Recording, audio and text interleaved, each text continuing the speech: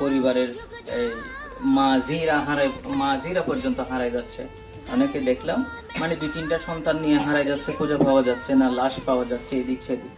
তো তোমাদেরকে আহ্বান করব, তোমরা যখন মাদ্রাসা আসো তখন তোমার গার্ডিয়ানকে বলে দিবা যেন সাথে আসে।